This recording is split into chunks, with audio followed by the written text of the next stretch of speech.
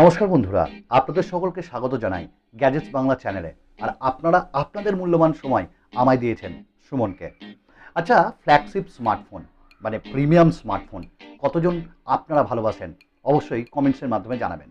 আমার অতটা পছন্দ হয় না, কারণ আমি জানি দাম বেশি নেওয়া হবে আর স্পেক্সগুলো ঠিকঠাক দেওয়া হবে, তবে কিছু না কিছু জায়গায় একটু খামতি রেখে দেওয়াই হবে।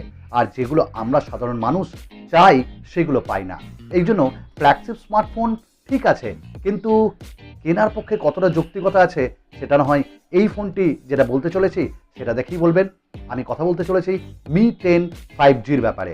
খুব তাড়াতাড়ি লঞ্চ হচ্ছে এবং লঞ্চ হয়ে ভারতে এবং আমার বাংলাদেশে কবে আসবে সেটা তো বলবোই, আর দাম হিসাবে কেমন ফোনটা সেটাও বলবো।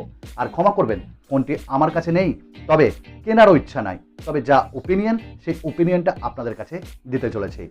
ভিডিওটি ভালো লাগলে অবশ্যই লাইক করবেন, আর না ভালো লাগলে ডিসলাইক বাটনটা একদম কিন্তু ফ্রি, ওটাও একদম প্রেস করতে ভুলবেন না।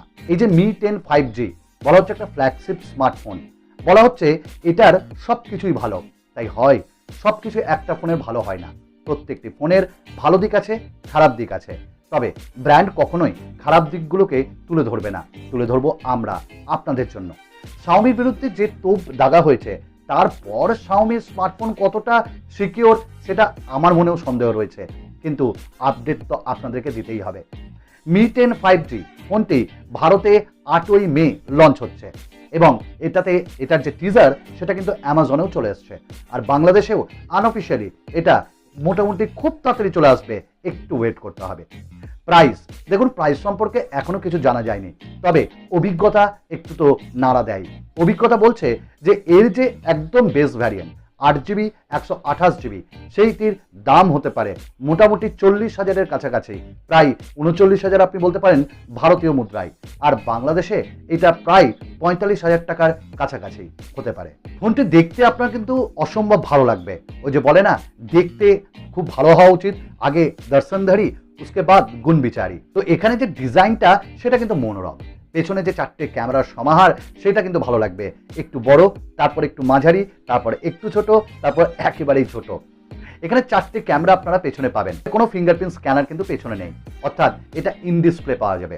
শুধু তাই না, এটার যে ডিজাইনটা সেটাতে আপনারা গ্লাস দেখবেন এবং কর্নিং গরিলা গ্লাস 5-এর প্রোটেকশনও রয়েছে। অবশ্যই এটা কিন্তু স্প্ল্যাশ প্রো। এখানে আরেকটা কথা না বললেই না, এখানে ডিজাইনটা আরেকটা কারণে আমার ভালো লেগেছে, বিল্ড কোয়ালিটি। অ্যালুমিনিয়াম ফ্রেম দেওয়া হয়েছে।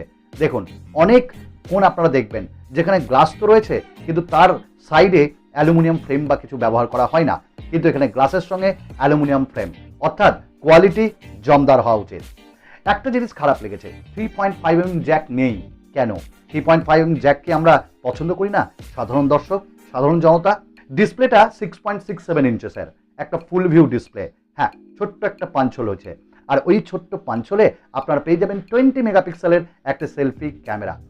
ডিসপ্লেটা কার্ভ ডিসপ্লে। হ্যাঁ, কার্ভ ডিসপ্লে বলে ভয় পাবেন না।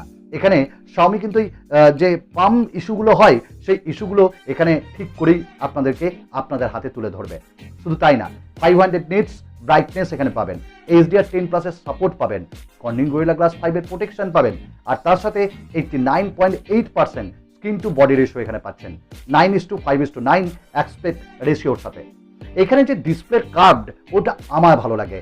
আসলে কোনোদিন কার্ভ ডিজাইন ব্যবহার করিনি, তো তাই একটু আকাঙ্ক্ষা রয়েছে কার্ভ ডিসপ্লে একটু ব্যবহার করার জন্য।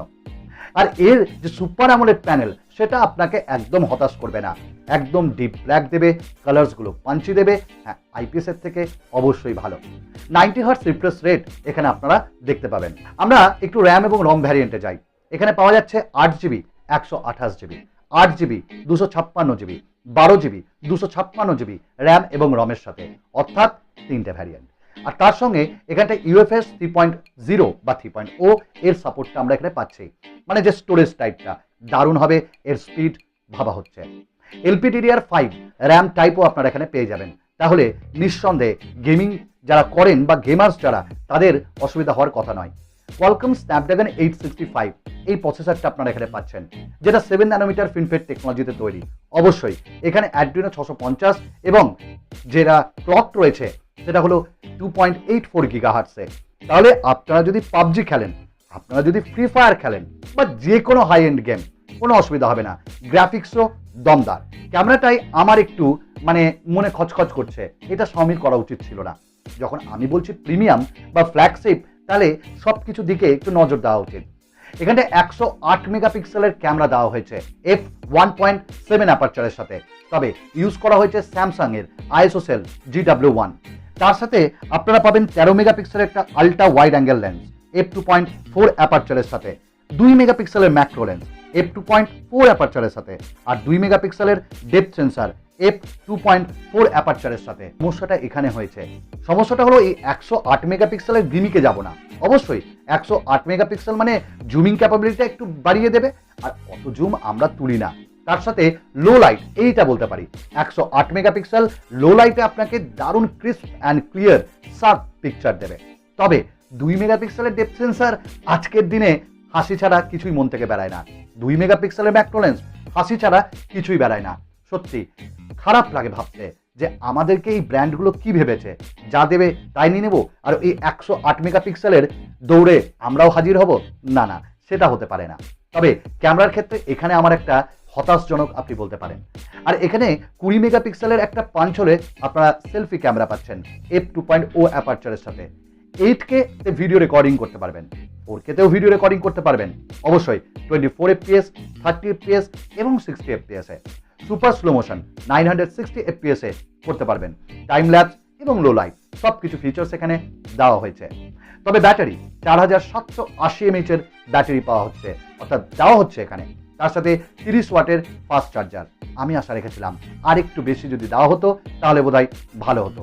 মোটামুটি 1 ঘন্টা 15 মিনিটের মধ্যে আপনাকে 0 to 100% করে দেওয়ার ক্ষমতা রাখে। তবে পোকো F2 প্রোতে 33 ওয়াটের চার্জার আর Mi 10 5G তে মাত্র 30 ওয়াটের চার্জার। আমি আবার বলবো Xiaomi এগুলো দেখা উচিত। এখানে সব সেন্সরস রয়েছে, ইন ডিসপ্লে ফিঙ্গারপ্রিন্ট স্ক্যানার এবং ফেস আনলক রয়েছে। শুধু তাই নয়, এখানে স্টিরিও স্পিকারস আপনারা পাচ্ছেন, অর্থাৎ ডুয়াল স্পিকার। এইটা আমার খুব ভালো লাগে। আমি Asus ROG Phone 2 ব্যবহার করি, তার ডুয়াল স্পিকার আমায় এখনো নাড়ায়। আর এর সঙ্গে MIUI 11 এটা রান করবে Android 10 এর সাথে, তবে খুব তাড়াতাড়ি MIUI 12ও চলে আসবে। তাহলে এই হলো আমাদের Mi 10 5G। আপনাদেরকে একটাই প্রশ্ন করব শেষে, স্পেক্সের সাথে প্রাইস কি তালমেল খায়? এটা না হয় আমি আপনাদের উপর ছেড়ে দিলাম। তবে আপনারা আমাকে যদি বলেন 10-এর মধ্যে কত দেব, তাহলে আমি বলবো মাত্র 7। 3 নাম্বার কেন কাটলাম? 1, এখানে কোনো কাট স্লট নেই। 2, 3.5 জ্যাক নেই। 2 মেগাপিক্সেলের ম্যাক্রো, 2 মেগাপিক্সেলের ডেপথ সেন্সার, আর তার সাথে এখানে 30 ওয়াটের মাত্র একটা ফাস্ট চার্জার দেওয়া হয়েছে। তাহলে আমার বক্তব্য তো তাই, আপনার বক্তব্যটা কি? অবশ্যই কমেন্টস করে জানাবেন।